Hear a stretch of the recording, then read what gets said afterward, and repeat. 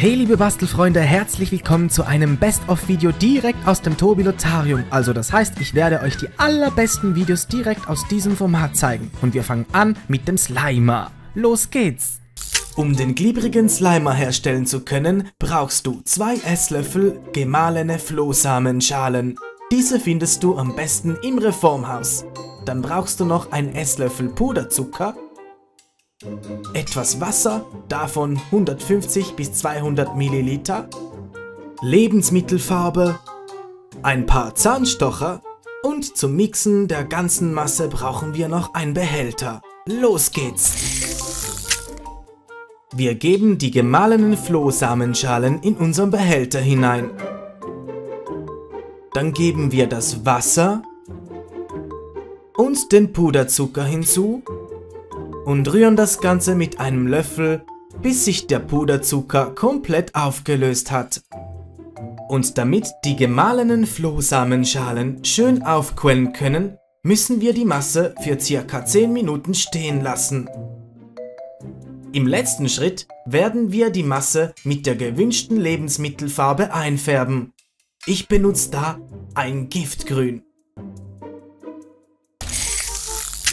Und so sieht unser Glibberslimer dann aus. Der ist dann richtig schön glibberig und glitschig, so wie er eigentlich sein sollte. Schau dir mal diese Konsistenz an. Ich bin mir sicher, ihr werdet jede Menge Spaß haben. Um den natürlichen Kleber herstellen zu können, brauchst du 2 Esslöffel Mehl, 1 Esslöffel Maisstärke und 3 Esslöffel Zucker. Zusätzlich brauchen wir noch 2 Tassen Wasser.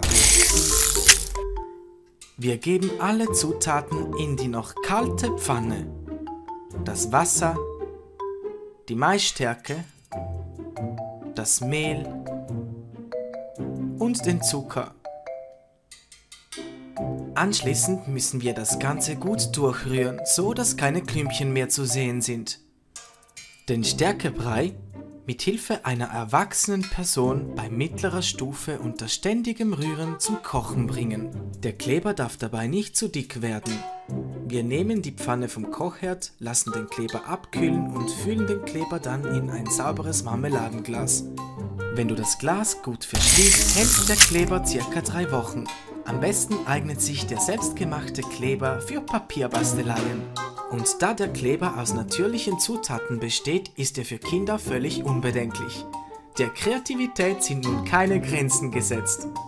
Und weiter geht's mit ganz viel Glitzer und Galaxie. Ich zeige euch, wie man Galaxieknete macht. Und dazu brauchst du 2 volle Becher Maisstärke, ein bisschen Lebensmittelfarbe, ich benutze da rote, violette und blaue Lebensmittelfarbe.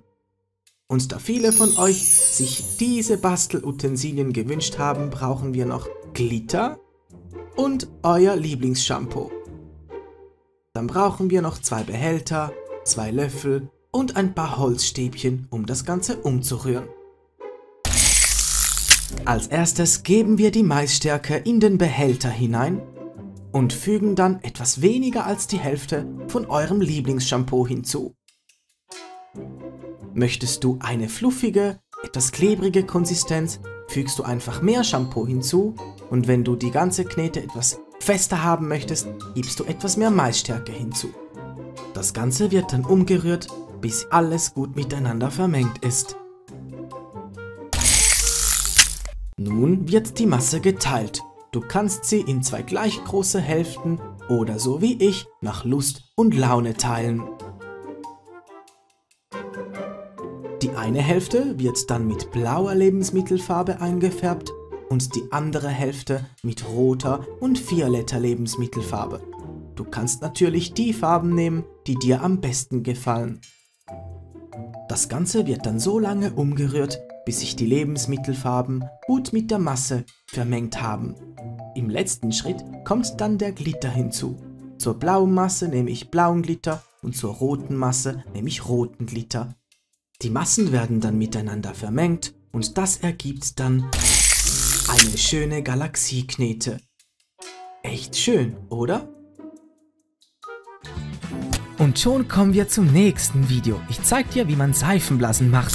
Du brauchst etwas Draht, davon habe ich 20 cm, Spülmittel, davon 5 Esslöffel, und da wir kein Glycerin zur Hand haben, ersetzen wir diesen Stoff einfach mit Puderzucker, davon 5 Esslöffel. Dann brauchen wir noch einen Holzlöffel, eine leere Wasserflasche, einen Krug, 1 Liter Wasser und zum Abfüllen der Mischung einen Trichter. Los geht's!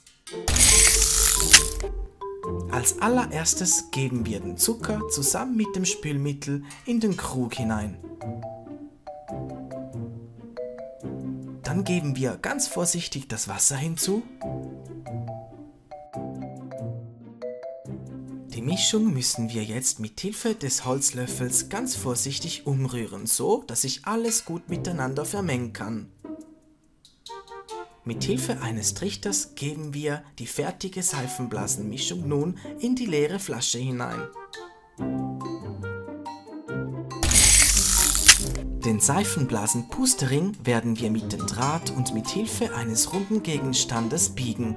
Wir benutzen einen Limestick-Behälter und damit es zu keinen Verletzungen kommt, haben wir das Ganze noch ein bisschen zugeklebt. Und die nächste Bastelidee wird ganz bestimmt an Partys gut ankommen. Ich zeig dir, wie man Glibberhände machen kann. Für die ultimative Glibberhand brauchst du ca. 250 bis 300 Milliliter Wasser, Express-Gelatine, eine Packung Vanillinzucker, ein Einweg-Latex-Handschuh, Lebensmittelfarbe in der gewünschten Farbe, einen Löffel, ein Stäbchen und eine Verschlussklammer. Und wenn du alles beisammen hast, würde ich sagen, legen wir los. Im ersten Schritt werden wir die Express-Gelatine im Wasser auflösen. Dann geben wir die Lebensmittelfarbe hinzu und rühren das Ganze, bis die gewünschte Farbtonalität erreicht wurde. Dann geben wir den Vanillinzucker hinzu und rühren das Ganze, bis der Zucker aufgelöst ist. Die Glibberhand wird garantiert ganz schön gruselig aussehen, aber keine Angst, das ist ja keine echte, sondern eine essbare Hand.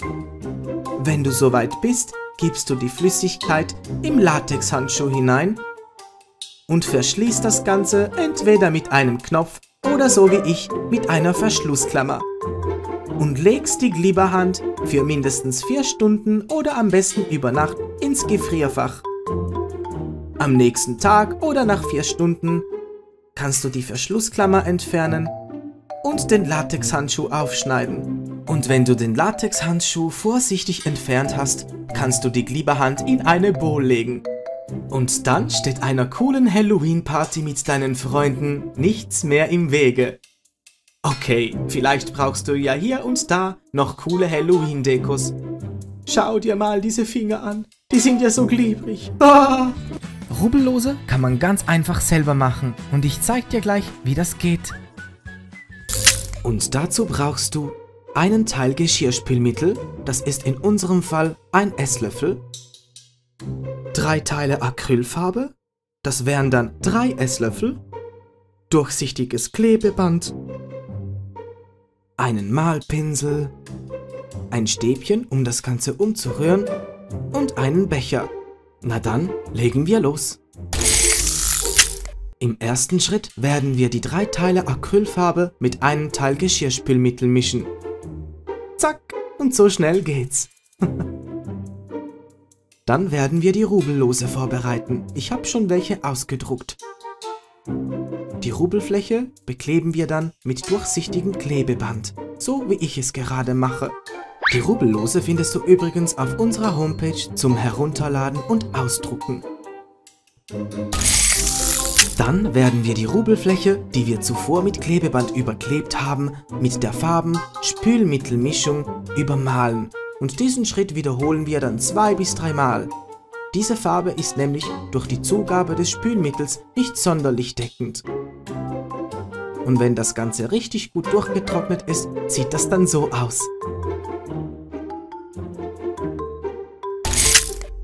Um klebrigen Monsterschleim herstellen zu können, brauchst du eine halbe Tasse Wasser, ca. 2 Tassen Maisstärke, einen Behälter, Lebensmittelfarbe in der gewünschten Farbe. Und wenn du möchtest, kannst du auch Mohn oder Chiasamen hinzufügen. Und dann brauchen wir noch ein Stäbchen, um das Ganze durchzumischen. Im allerersten Schritt geben wir die Maisstärke zusammen mit dem Wasser in den Behälter hinein. Wenn du möchtest, kannst du mehr Wasser und weniger Maisstärke benutzen oder umgekehrt, mehr Maisstärke und weniger Wasser für eine noch dickere Konsistenz. Wenn die gewünschte Konsistenz erreicht wurde, geben wir nun die Lebensmittelfarbe hinzu. Und welche Farbe passt am besten zu unserem Monster? Gelb natürlich. Wenn du möchtest, kannst du aber auch eine andere Lebensmittelfarbe benutzen. Für den extra Gruselfaktor gebe ich hier Chiasamen hinzu. Wenn du möchtest, kannst du diesen Schritt auch komplett weglassen. Schau dir mal diese Konsistenz an. Wenn du den Schleimer zerreibst, dann wird er irgendwie bröselig. Wenn du ihn zerfließen lässt, dann ist er schleimig und klebrig. Echt cool. So, liebe Freunde, das waren jetzt die besten Bastelideen direkt aus dem Tobi-Lotarium. Schreibt mir doch in die Kommentare, welche Idee euch am allerbesten gefallen hat. Ich bin auf jeden Fall gespannt und wenn du möchtest, dann findest du noch mehr Videos auf unserer Homepage.